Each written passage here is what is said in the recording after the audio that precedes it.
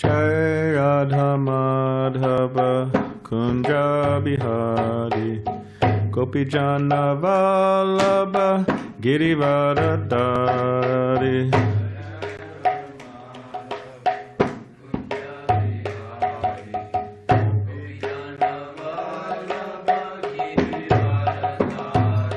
Jai Radha Madhava Kunja Bihari Gopijana Vallabha Girivaradari. Kunja Bihari Gopijana Vallabha Girivaradari. Yashodanandana Prajajana Ranjana.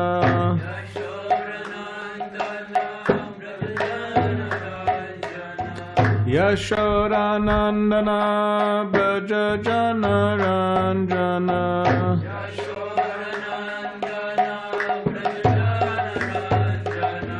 Yamuna Tiravanachari.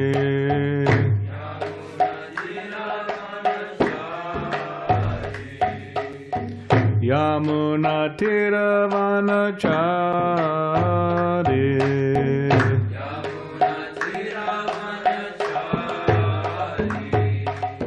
Jai Radha Madhava Kunja Bihari Gopijana Vallabha Girivaradari.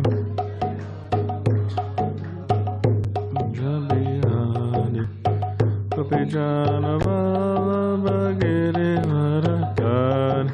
Jai Radha Madhava Kunja Bihari Gopijana Vallabha Girivaradari. Madhava Kunja Bihari Gopijana Vallabha Girivaradari. Jai Radha Madhava Kunja Bihari Gopijana Vallabha Girivaradari.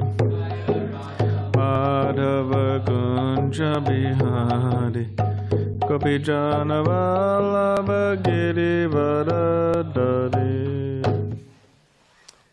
Jayam Vishwapad Paramahamsa Ashtatarishata Shri Srimad A.C. Bhaktivedanta Swami Prabhupada Ki Jai. Grantaraj Srimad Bhagavatam Ki Jai. All glories to the assembled devotees, all glories to the assembled devotees, all glories to the assembled devotees. Govardhan Ki Jai, Jai Shri Prabhupada.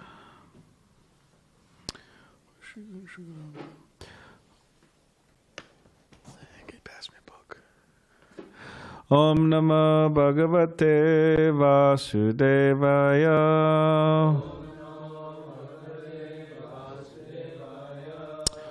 Om Namah Bhagavate Vasudevaya.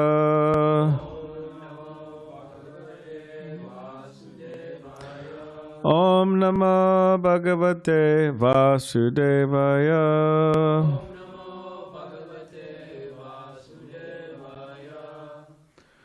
Srimad Bhagavatam, 8th canto. We need 8th canto. 8th canto, chapter 24. Does anyone? It should be. I think Mukunda used it to write the verse, or maybe it's in the audio closet. Should be there. We have a hard time distributing books. They don't distribute themselves. People steal all types of stuff, but usually don't steal books. There it is. I know the Bhagavatam is living, but didn't walk away.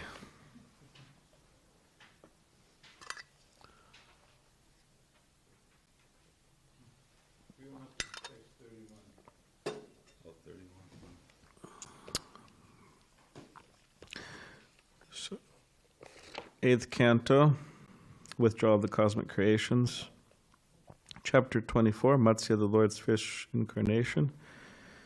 Starting with text 31, so I'll just read up until 37, and then we could chant 37 together. Shukadev Goswami said, when King Satyavrata spoke in this way, the Supreme Personality of Godhead, who at the end of the Yuga had assumed the form of a fish to benefit his devotee and enjoy his pastimes in the water of inundation, responded as follows. The Supreme Personality of Godhead said, O King, who can subdue your enemies? On the seventh day from today, the three worlds, Bhuvaḥ and Svaḥ, will all merge into the water of inundation.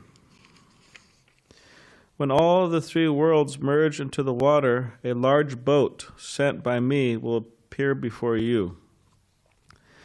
Thereafter, O King, you shall collect all types of herbs and seeds and load them on that great boat. Then, accompanied by the 7 rishis and surrounded by all kinds of living entities, you shall get aboard that boat, and without moroseness you shall easily travel with your companions on the ocean of inundation, the only illumination being the effulgence of the great rishis. It's very similar to biblical story, right? I think so.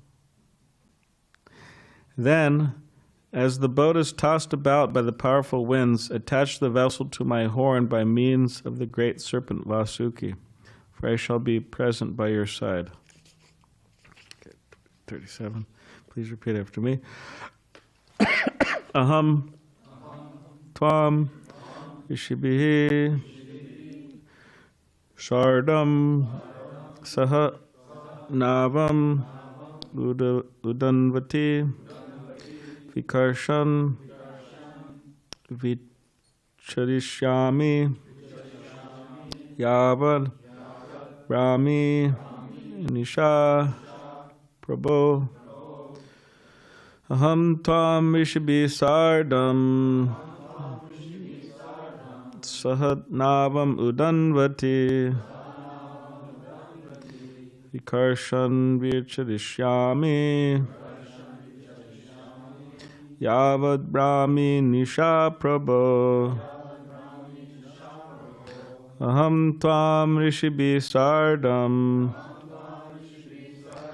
Sahat Navam Udanvati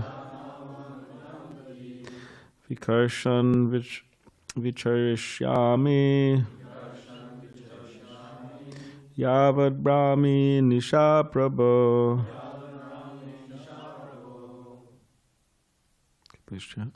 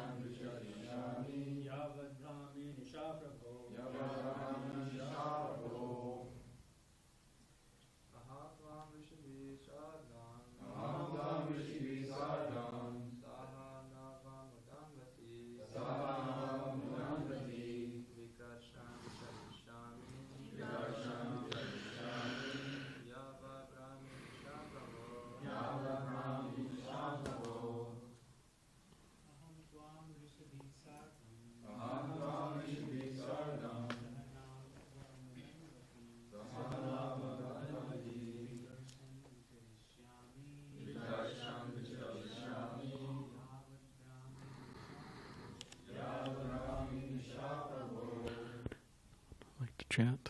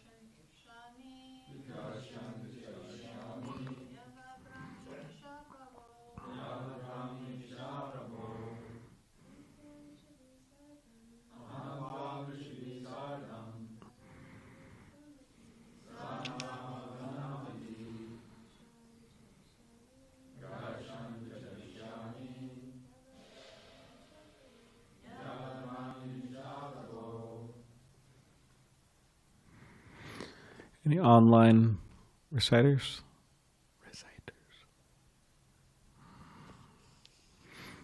Last few times I asked. Seems like some people are boycotting my classes. So I must have said something wrong. All right. Sorry, whatever I said. Please forgive me. Well, they're not listening, so then they can't hear my apology.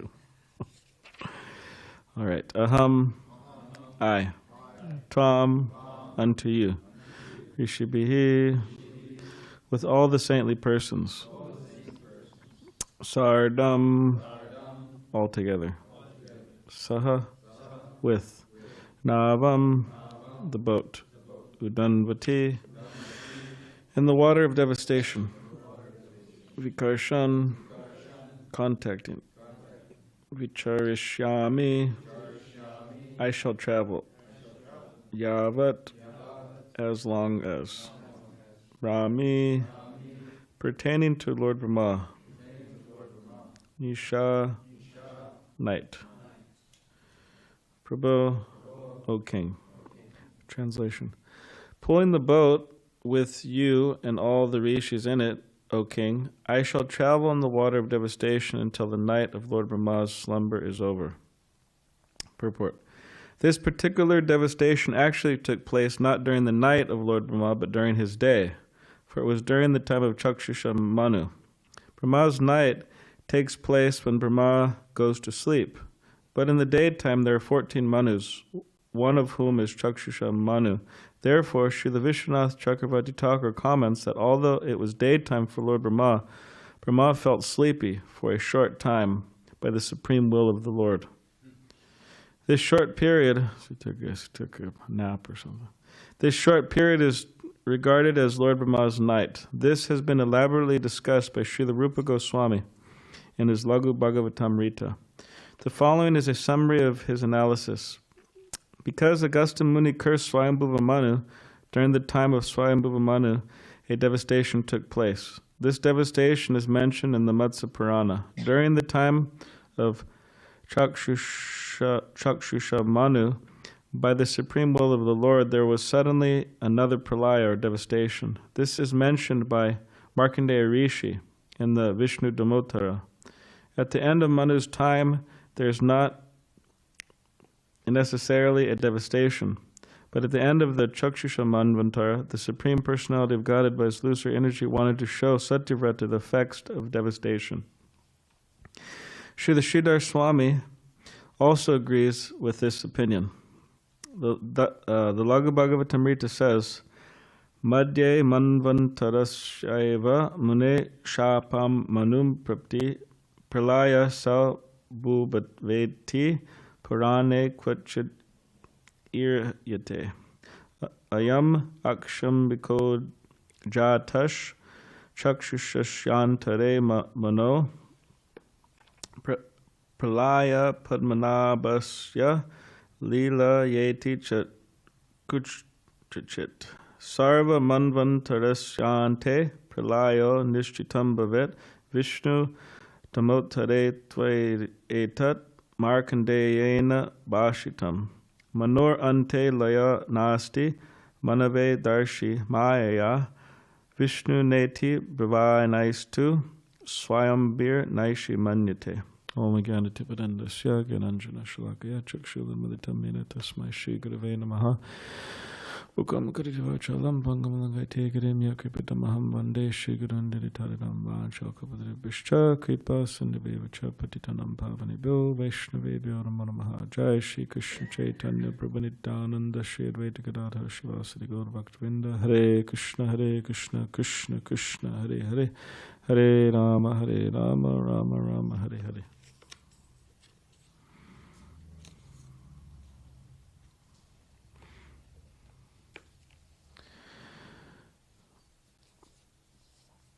Chaitanya Mahaprabhu used to give devotees garlands regularly. When we look at the Rath Yatra festival, in the beginning of the festival, he would personally garland the devotees, and he would put sandalwood paste on their forehead, cool them down, right? Prabhupada said you need a cool head for spiritual life. Also in Chaitanya Mahaprabhu's pastimes, we see that after prasadam, it was interesting, it was part of the custom. After prasadam, what people would do is the hosts, they would garland you. You get after your meal, you get a garland, and then they put sandalwood paste, and then you could go take some rest for some time. Apparently this taking rest, this LSD principle or left side down principles coming from Chaitanya Mahaprabhu in his pastimes. At a particular time he had prasadam, and the Chaitanya Charitamrita explains that right after prasadam he laid down for about 45 minutes. Prabhupada translates that. He mentions that in the case of describing Chaitanya Mahaprabhu and Govinda, Lord Chaitanya's servant. Apparently Chaitanya Mahaprabhu was very tired, and he lied down right in front of the door. Pretty much you couldn't walk on the door. I mean, Lord Chaitanya was also quite tall. So, like really took up the whole door space. So he lied down, and Govinda, what he would do is he would massage Lord Chaitanya's legs. After he would have prasadam, to a little rest, he would massage his legs. So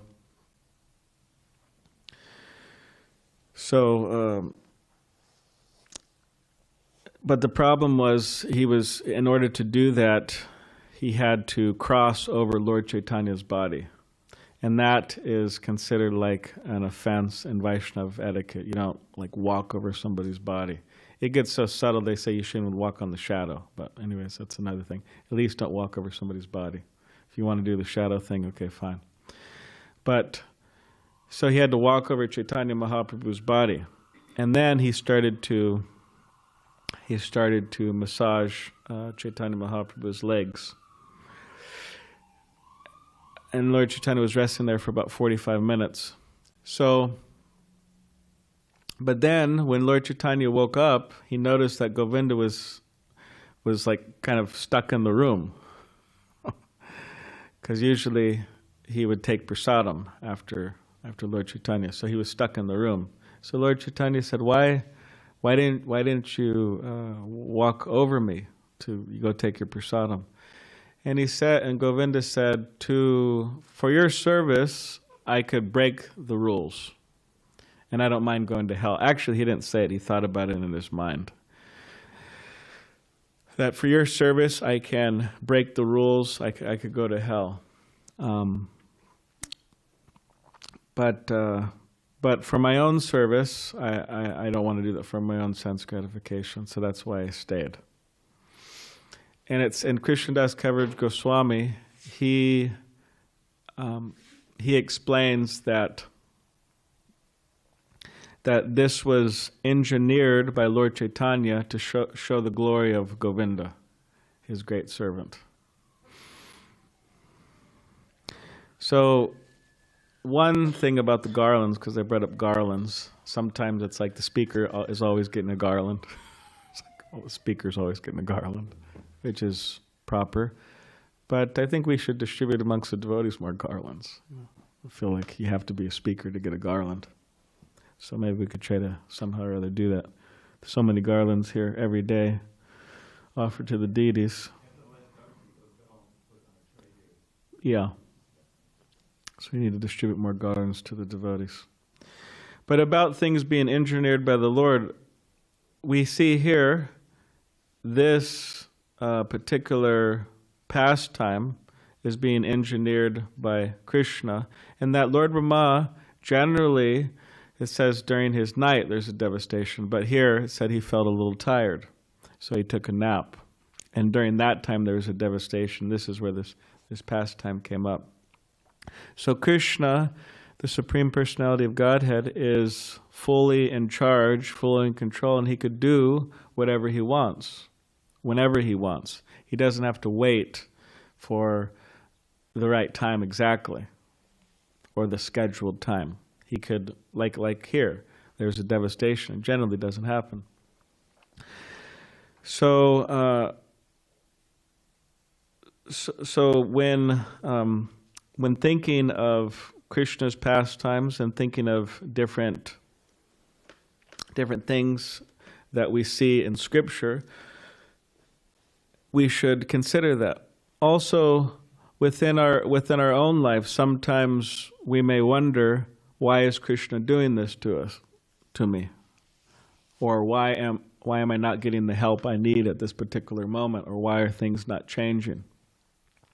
And it's interesting because we cannot understand, really. It's very difficult to understand the plan of Krishna, the plan of the Lord. It's also very difficult to understand the mind of the spiritual master or the mind of advanced devotees, why they do particular things. For example, in Srila Bhakti Siddhanta Saraswati Thakur's time, there was one devotee who was very materially qualified, very skilled person. And actually by him, under his management, the whole Gaudiya Math was going on, practically. Bhakti Siddhanta Saraswati Thakur was not a manager. Srila Prabhupada was externally more a manager than Srila Bhakti Siddhanta Saraswati Thakur. He was really involved. Bhakti Siddhanta Saraswati Thakur was not so involved. He was reading, he was chanting, he was doing his bhajan, he was preaching around, but he wasn't so involved in management. He gave that to some of his other disciples. And practically, again, this disciple, he really fabricated the whole Gaudiya Math, how things ran, how things didn't run, how people dressed. He was involved quite a lot. And Bhaktisiddhanta Saraswati Thakur just gave him that power. But then devotees, some sannyasis, because he wasn't a sannyasi, he was a grihasta, some sannyasis were complaining. Because Bhaktisiddhanta Saraswati Thakur, I think he had something like 18 sannyasis that would travel around India by boat and by cars and trains and traveling all over the place. Very qualified persons, materially and spiritually. Quite amazing devotees. You could read about their biographies. You could read their biographies, short biographies, in this book by Bhakti Vikas Swami, Bhakti Siddhanta Vaibhava. It's interesting to see them, who they were historically. So they were complaining. And they were saying, this person, to Bhakti Siddhanta Saraswati Thakur, this person, he's cheating. And anybody could guess what he was doing? You'd take a guess. It's not that difficult. Or maybe somebody knows what he was doing. Well, a number were skimming off money on projects for their own families and for themselves. Yeah. So he was taking money. He was taking money, which was not really condoned by Bhakti Siddhanta Saraswati Thakur. Is that the right word? Yeah. Yeah. Is that the right word? Condone, yeah. Approved by Bhakti Siddhanta Saraswati Thakur. In other words, the sannyasis were saying he's stealing. And Bhakti Siddhanta Saraswati Thakur, interesting enough, he didn't really he didn't correct that devotee in this particular case, but he was correcting the sannyasis. He said, "You're sannyasis. You should just preach. You shouldn't worry about these things." And even aside from that, if I had to pay somebody to do what he was doing, it would be a lot more expensive. That's what he was saying. Although, after hearing that and dealing with his disciple and seeing some of his materialistic tendencies, there was a bit of a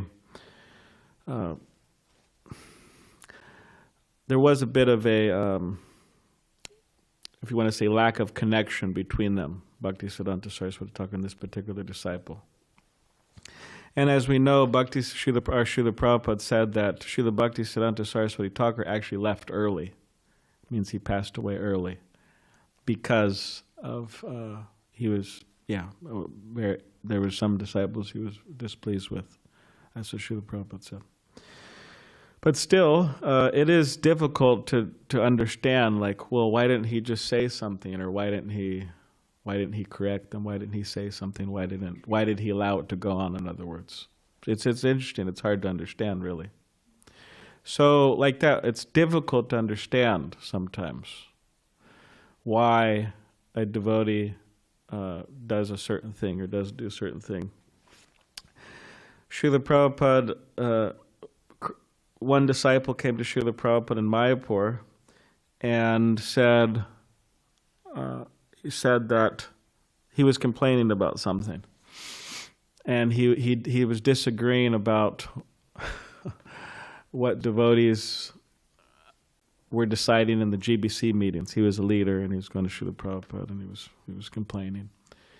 And then Srila Prabhupada told him that, you should just understand that if there's some mistake made, in time, Krishna will work it out. He'll make the arrangements to work it out.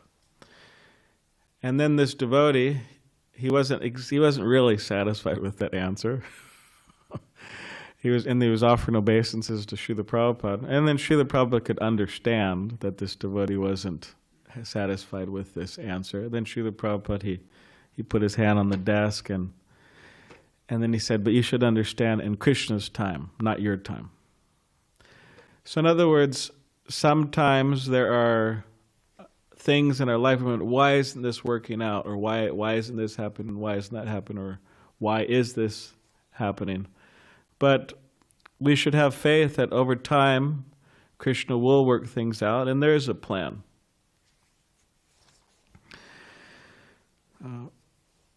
So here we see Krishna, he's engineering this whole pastime, and largely Krishna engineers these pastimes just like we heard about Govinda. Krishna engineers these pastimes to glorify his devotee. Just like the battlefield of Kurukshetra, Krishna could have taken care of all those soldiers, no problem. But he empowered Arjuna to do that. He wanted him to give glory. He wanted to give glory to Arjuna. So now about the devastation, because Markandeya is mentioned here. In the 12th canto of the Srimad Bhagavatam, there's an interesting section. It's the end of the Srimad Bhagavatam, the 12th canto. And chapter 9, Markandeya Rishi, a great devotee of Krishna, wanted to see the illusory energy. He asked Krishna, can I see this? Can you imagine? You perform all of these austerities, you practice it says he was perfectly situated in the practice of lifelong celibacy, and he could have any desire he wanted, any benediction. And he said, let me see Maya. Can you imagine? So what did Krishna show him? Las Vegas? Pacific Beach? What did he show him? So it describes in the chapter how Krishna, he fulfilled that desire. He showed Markandeya Rishi illusion. And he showed him illusion in the following way. He was there doing his puja. He had his nice Achman cup, sipping, right? Om Keshvaya Namaha. And all of a sudden, there was this huge flood that came. Like a flood we've never seen, like the flood of devastation that we're reading about in today's purport. And Markandeya Rishi, he just becomes captured by that water, and he's floating. It says for years, eons, he's just floating in this water of devastation. And he's hungry, he's tired, and he's not drowning, somehow really staying afloat, but he's hungry, he's tired, he's suffering, struggling. And all of a sudden, while all that's going on, he looks up, and I'll just read a few verses here. Once while wandering in the water, the Brahmin Markandeya discovered a small island upon which stood a young banyan tree bearing blossoms and fruits. Upon a branch of the northeast portion of that tree, he saw an infant boy lying within a leaf. The child's effulgence was swallowing up the darkness. So it was all dark, and it was like really intense scene. So all of a sudden he sees this banyan tree and this leaf there, right? So what does he see? He sees this infant. The infant's dark blue complexion was the color of a flawless emerald. His lotus face shone with a wealth of beauty, and his throat bore marks like the lines on a conch shell. He had a broad chest, a finely shaped nose, beautiful eyebrows, and lovely ears that resembled pomegranate flowers, and that had inner folds like a conch shell spirals. The corners of his eyes were reddish like the whorl of a lotus, and the effulgence of his coral-like lips slightly reddened the nectarian, enchanting smile on his face. As he breathed, his splendid hair trembled, and his deep navel became distorted by the moving folds of skin on his abdomen, which resembled a banyan leaf. The exalted Brahmin watched with amazement as the infant took hold of one of his lotus feet with his graceful fingers. And then what did he do, Sankarshan?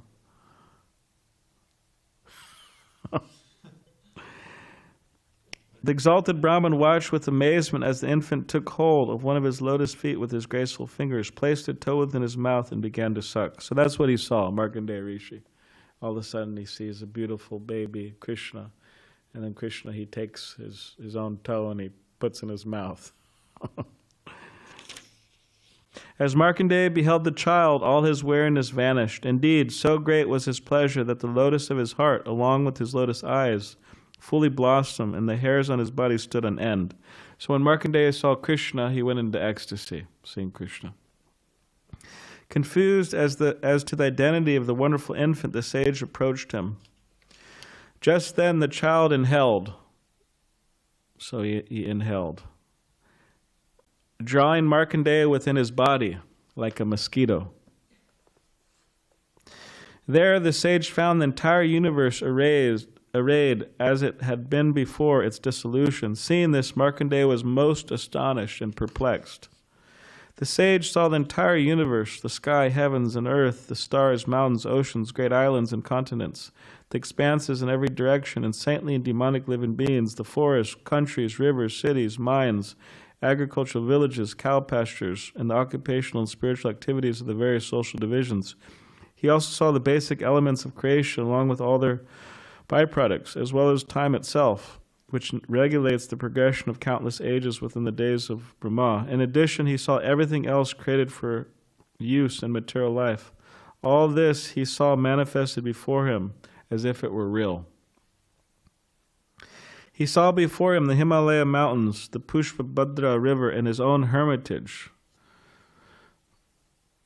where he had the audience of the sages Narayan. Then as Markandeya beheld the entire universe, the infant exhaled. So Krishna inhaled, baby Krishna inhaled, and then Markandeya was there and he saw all of this. Right? He saw everything. And then Krishna exhaled, expelling the sage from his body and casting him back in the ocean of dissolution. So then he was cast back into this ocean of dissolution. In that vast sea, he again saw the banyan tree growing on the tiny island and the infant boy lying within the leaf. The child glanced at him from the corner of his eyes with a smile. So then Krishna glanced at him with a smile, imbued with the nectar of love. And Markandeya took him into his heart through his eyes. That's very nice. So Markandeya looked up, saw Krishna. Krishna smiled at him, imbued with the nectar of love. And Markandeya took him into his heart through his eyes. I was in Houston, Texas recently, and one devotee, it was very charming. That's why I'm mentioning it, but it was very charming. He was I'm not sure why he has so much respect for me. I don't exactly understand, but he's a disciple of Tamal Krishna Goswami, and he told me, because I was leaving, and he said, he's very sincere about it, and he said, please keep me within your heart and give me mercy. And I was like, okay. But anyways, it was. So here you have Markandeya, he's taking Krishna into his heart through his eyes. Greatly agitated, the sage ran to embrace the transcendental personality of Godhead. At that moment, the Supreme Personality of Godhead, who is the original master of all mysticism and who is hidden within everyone's heart, became invisible to the sage, just as the achievements of an incompetent person can suddenly vanish. So then he just disappeared. After the Lord disappeared, O Brahman, the banyan tree, the great water, and the dissolution of the universe all vanished as well. And in an instant, Markandeya found himself back in his own hermitage, just as before. So that was his desire was fulfilled. He wanted to see the illusion. So we should understand that everything's coming from Krishna, and everything that we're experiencing in this world, it's real, but it's temporary. And therefore, we shouldn't be too absorbed in it. Because after all, just as this Krishna showing the illusion, it's what is it after all? It's just a very short time. So better we be absorbed in Krishna and trying to spread the glories of Krishna, introduce people to Krishna. And in this way we'll be very joyful, and others could be also very joyful. Any question or comment? Yes. Okay, Nanda Vrindavan's hand went up really quick. Okay. Yes. Thank you, Prabhu. Yesterday, like some people were talking about the whole pastimes of fish incarnation, and they were saying that how it is too good to be true. So I was just thinking that like the 7 rishis, which the last verse talks about, and they saved the whole world during that time. And still in India, like it is a practice, like when you go to have archana, like from a priest, they will ask your gotra. And those gotra are the names of these 7 rishis. Gotra literally means your lineage, your familial lineage. So Gotra, like, Ravana. yeah, like if someone's like someone asks my gotra, I say Kashyapa. But like people, I've heard that like people in ISKCON, they have to say Achyuta Gotra. Yeah. We are the Achyuta Gotra means you don't know. I mean, because generally, if people know, they'll say they're Gotra. But if they don't know, they say, oh, Achyuta Gotra means you're part of Krishna's family. But ultimately, that is the real thing. We're part of Krishna's family. But you're going to say something? Oh. Just adding to that yesterday's talk. Okay, thank you. Yeah, Achyuta Gotra, we're part of Krishna's family. But ultimately, we may be part of a demoniac lineage going back. We might be part of a divine lineage going back. But whatever the case is, we have our responsibility to be devoted to Krishna. Even if we have a great lineage or a bad lineage, it ultimately doesn't. Yes, Brajamandala? You want to give her microphone? The first thing that you were talking about in class is like if you see something or maybe have a problem with something, it's better to just let it work itself out. I honestly have a really hard time with that because for my own self, I'd rather work it out, talk to somebody about it, get through it, and understand it within that way. So what's the best way to approach something like that? Okay, thanks.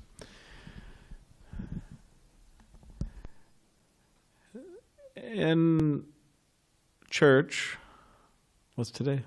Saturday. Okay. Tomorrow in church. Maybe they'll mention this, but I'm sure they'll mention it somewhere.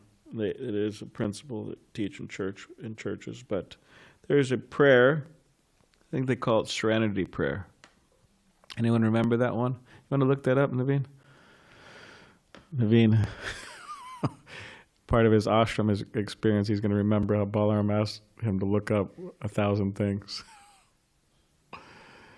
So we'll just take a look at that prayer, because that prayer has very good points made in it in relation to this. They like to print the Serenity Prayer on coffee mugs. Oh, they do? I've seen it on a number of coffee mugs. So Naveen's just...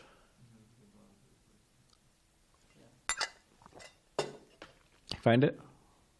Here. Oh. So this is Serenity Prayer. It's pretty short, huh? Okay. God, we can say Krishna, give me the grace to accept with serenity the things that cannot be changed. So certain things cannot be changed.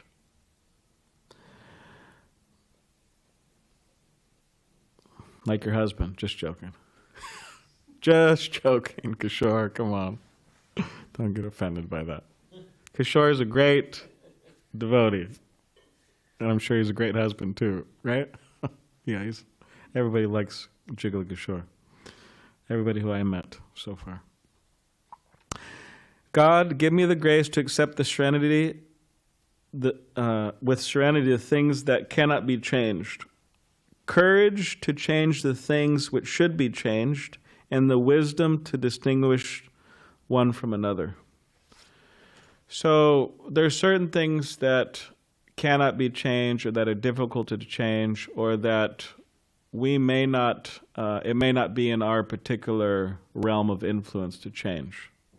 So in other words, we have to be detached with those things. We can't try to control people or situations that we cannot change. But there are certain things that we can change. Within ourselves, we could influence others, we could influence a particular place. Like here, okay, we're the Hare Krishna Temple in Pacific Beach, San Diego. And we may have some influence to positively impact the community in different ways. In other words, change things. So that is there, or change people, or help them in different ways. So that is there, but we have to know the wisdom. We have to be able to distinguish what can be changed and what cannot be changed. So therefore, the guru principle is very important in that we communicate with devotees and wise devotees, and put it before them. Is this something that I should get involved in? Is this something that I should spend my time on? Is this, or is this out of my influence? Is this something that I could change, that I could positively change, or should I just not get involved at all? And they may say, yes, you should do something about this. Or they may say, you know what, I don't think you should spend your time like that. I don't think there's going to go anywhere. So through mutual consultation, through our own prayer and our own introspection, we should be able to distinguish these. We should have the wisdom. Ultimately, this is a prayer here, praying to Krishna, praying to God, that please give me the wisdom so I could distinguish what I should focus on and what I shouldn't focus on. And also in consultation with others. So I hope that... But yeah, this isn't an excuse to be irresponsible or lazy or things like that. We should try as far as possible to like you have a bad relationship with a devotee or something. Oh yeah, Krishna will work it out. Krishna will work it out in time, It's like, well, you have to take responsibility, and I mean, in a lot of cases, it's advised that you should go to that devotee and try to communicate or work things out. Or the pujari room or something, just for example.